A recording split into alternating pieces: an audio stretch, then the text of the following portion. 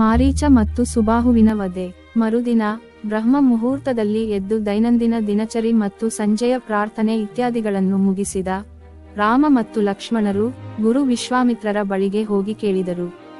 ಗುರುದೇವ, ಯಾವ ಸಮಯದಲ್ಲಿ ಯಾಗಕ್ಕೆ ವಿಘ್ನವನ್ನು ಸೃಷ್ಟಿಸಲು ರಾಕ್ಷಸರು ಬರುತ್ತಾರೆ ಎಂಬುದನ್ನು ಕೃಪೆ ಮಾಡಿ ನಮಗೆ ತಿಳಿಸುವಿರಾ?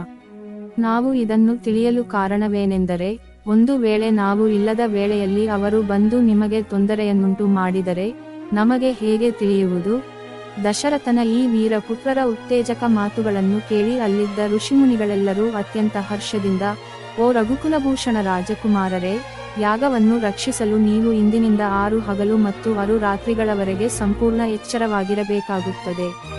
ಈ 6 ದಿನಗಳಲ್ಲಿ ವಿಶ್ವಾಮಿತ್ರರು ಮೌನವಾಗಿ ಯಾಗವನ್ನು ಮಾಡುತ್ತಾರೆ. ಈ ಸಮಯದಲ್ಲಿ ಅವರು ಯಾಗದ ದೀಕ್ಷೆ ತೆಗೆದುಕೊಂಡಿರುವುದರಿಂದ ನಿಮ್ಮ ಯಾವುದೇ ಪ್ರಶ್ನೆಗಳಿಗೆ ಉತ್ತರಿಸಲಾಗುವುದಿಲ್ಲ. ಋಷಿಮುನಿಗಳಿಂದ ಮಾಹಿತಿಗಳನ್ನು ಪಡೆದ ನಂತರ ಸಹೋದರರಾದ ರಾಮ ಮತ್ತು ಲಕ್ಷ್ಮಣರಿಬ್ಬರೂ ತಮ್ಮ ತಮ್ಮ ಆಯುಧಗಳೊಂದಿಗೆ ಸುಸಜ್ಜಿತರಾಗಿ ಯಾಗವನ್ನು ರಕ್ಷಿಸಲು ಸಿದ್ಧರಾದರು. 5 ಹಗಲು ಮತ್ತು 5 ರಾತ್ರಿಗಳು ಯಾವುದೇ ವಿಶ್ರಾಂತಿಯಿಲ್ಲದೆ ಜಾಗರಣೆಯಿಂದ ಯಾಗದ ಕಾವಲು ಕಾಯುತ್ತಿದ್ದರೂ ಈ ಅವಧಿಯಲ್ಲಿ ಯಾವುದೇ ರೀತಿಯ ಅಡ್ಡಿಯಾಗಲಿಲ್ಲ. 6ನೆಯ ದಿನ ರಾಮನು ಲಕ್ಷ್ಮಣನಿಗೆ ಹೇಳಿದನು, ಸಹೋದರ, ಇಂದು ಯಾಗದ ಕೊನೆಯ ದಿನವಾಗಿದ್ದು ರಾಕ್ಷಸರು ಬಂದು ಅವಾಂತರವನ್ನು ಸೃಷ್ಟಿಸುವ ಎಲ್ಲಾ ಸಾಧ್ಯತೆಗಳಿವೆ. ಇಂದು ನಾವು ವಿಶೇಷವಾಗಿ ಜಾಗರೂಕರಾಗಿರಬೇಕು. ಸಣ್ಣದೊಂದು ನಿರ್ಲಕ್ಷ್ಯವೂ ಕೂಡ ಮುನಿರಾಜನ ಯಾಗ ಮತ್ತು ನಮ್ಮ ಶ್ರಮವನ್ನು ನಿಷ್ಪರಿಣಾಮಕಾರಿಯಾಗಿಸಿ ಅರ್ಥಹೀನಗೊಳಿಸುವುದು. ಯಾಗದ ಸಾಮಗ್ರಿಗಳಾದ ಚಾಮಸ, ಸಮಿಧ ಇತ್ಯಾದಿಗಳು ತಾನಾಗಿಯೇ ಉರಿಯುತ್ತಿದ್ದ ಅವುಗಳು ರಾಮ ಲಕ್ಷ್ಮಣರಿಗೆ ಎಚ್ಚರಿಕೆ ನೀಡುತ್ತಿದ್ದವು. ಅಂತೆಯೇ ಕೆಲವು ಕ್ಷಣಗಳಲ್ಲೇ ಆಕಾಶದಿಂದ ವಿಚಿತ್ರವಾದ ಶಬ್ದ ಬರತೊಡಗಿತು. ಸಿಡಿಲು ಗುಡುಗುಗಳು ಒಂದೇ ಸಲ ನೆಲಕ್ಕೆ ಅಪ್ಪಳಿಸಿದಂತೆ 100 ಮಿಂಚುಗಳು ಬರುತ್ತಿರುವಂತೆ ಭಾಸವಾಗತೊಡಗಿತ್ತು. ಇದರ ನಂತರ ಮಾರೀಚ ಮತ್ತು ಸುಬಾಹುವಿನ ರಾಕ್ಷಸ ಸೇನೆಯು ರಕ್ತ, ಮಾಂಸ, ಮಜ್ಜೆ, ಮೂಳೆಗಳು ಇತ್ಯಾದಿಗಳ ಮಳೆ ಸುರಿಸಲಾರಂಭಿಸಿತು. ರಕ್ತ ಬೀಳುತ್ತಿರುವುದನ್ನು ನೋಡಿದ ರಾಮನು ದುಷ್ಕರ್ಮಿಗಳತ್ತ ಹುಡುಕಾಟದ ನೋಟವನ್ನು ಬೀರಿದರು.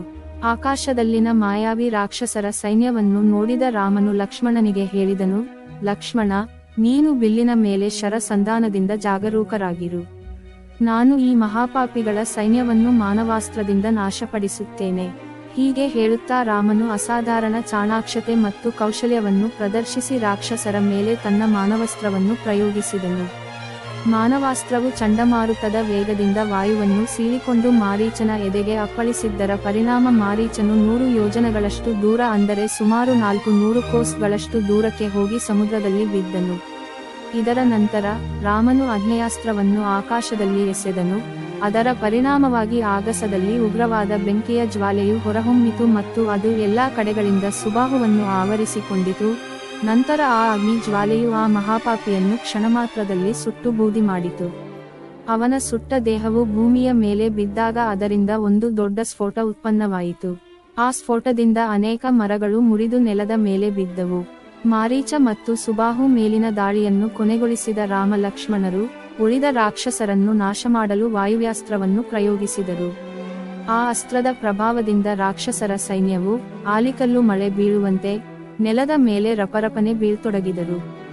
ಈ ರೀತಿಯಾಗಿ ರಾಕ್ಷಸ ಸೇನೆಯು ಅಲ್ಪಾವಧಿಯಲ್ಲೇ ನಾಶವಾಗಿ ಹೋಯಿತು. ಎಲ್ಲೆಲ್ಲೂ ರಾಮನ ಜಪ ಮೊಳಗಿತು. ಅವರ ಮೇಲೆ ಹೂವಿನ ಮಳೆ ಸುರಿಯಲಾರಂಭಿಸಿತು. ಯಾಗವನ್ನು ಯಾವುದೇ ಅಡೆತಡೆಗಳಿಲ್ಲದೆ ಪೂರ್ಣಗೊಳಿಸಿದ ಋಷಿ ವಿಶ್ವಾಮಿತ್ರ ಯಜ್ಞವೇದಿಕೆಯಿಂದ ಎದ್ದು ರಾಮನನ್ನು ತನ್ನ ಹೃದಯದಲ್ಲಿ ಅಪ್ಪಿಕೊಂಡು, ಓ ರಘುಕುಲ ಕಮಲವೇ, ನಿನ್ನ ಭುಜಬಲದ ಮಹಿಮೆಯಿಂದ, ಯುದ್ಧಗಳ ಕೌಶಲ್ಯದಿಂದ ಇಂದು ನನ್ನ ಯಾಗವು ಸಂಪೂರ್ಣವಾಗಿ ಯಶಸ್ವಿಯಾಗಿದೆ. ನೀನು ಅಶಿಸ್ತಿನ ರಾಕ್ಷಸರನ್ನು ಸಂಹರಿಸಿ ಇಂದು ನಮ್ಮ ಈ ಸಿದ್ಧಾಶ್ರಮವು ಕೃತಾರ್ಥವಾಗುವಂತೆ ಮಾಡಿರುವೆ. ನಮ್ಮ ಚಾನೆಲ್ನಲ್ಲಿ ನಾವು ನಮ್ಮ ಆಡಿಯನ್ಸ್ಗೋಸ್ಕರವಾಗಿ ಸಂಗತಿಗಳು, ಕಥೆಗಳು, ಪುರಾಣಗಳು ಮತ್ತು ಇನ್ನಿತರ ವಿಷಯಗಳನ್ನೊಳಗೊಂಡು ವಿಡಿಯೋಗಳನ್ನು ಮಾಡುತ್ತಿದ್ದೇವೆ. ದಯವಿಟ್ಟು ಎಲ್ಲರೂ ನಮಗೆ ಸಪೋರ್ಟ್ ಮಾಡಿ, ಹಾಗೆ ಚಾನೆಲ್ ಅನ್ನು ಸಬ್ಸ್ಕ್ರೈಬ್ ಮಾಡಿ, ವಿಡಿಯೋಗಳನ್ನು ಲೈಕ್ ಮತ್ತು ಶೇರ್ ಮಾಡಿ. ನಿಮಗಿಷ್ಟ ಆಗುವಂತಹ ಒಗಳನ್ನು ಕಾಮೆಂಟ್ಗಳಲ್ಲಿ ತಿಳಿಸಿ. ನಾವು ಎಲ್ಲಾ ರೀತಿಯಲ್ಲೂ ನಿಮಗಿಷ್ಟ ಆಗುವಂತಹ ವಿಡಿಯೋಗಳನ್ನು ಅಪ್ಲೋಡ್ ಮಾಡಲು ಪ್ರಯತ್ನ ಪಡುತ್ತೇವೆ. ದಯವಿಟ್ಟು ನಮ್ಮ ಚಾನೆಲ್ ಅನ್ನು ಲೈಕ್, ಶೇರ್ ಮತ್ತು ಸಬ್ಸ್ಕ್ರೈಬ್ ಮಾಡಿ.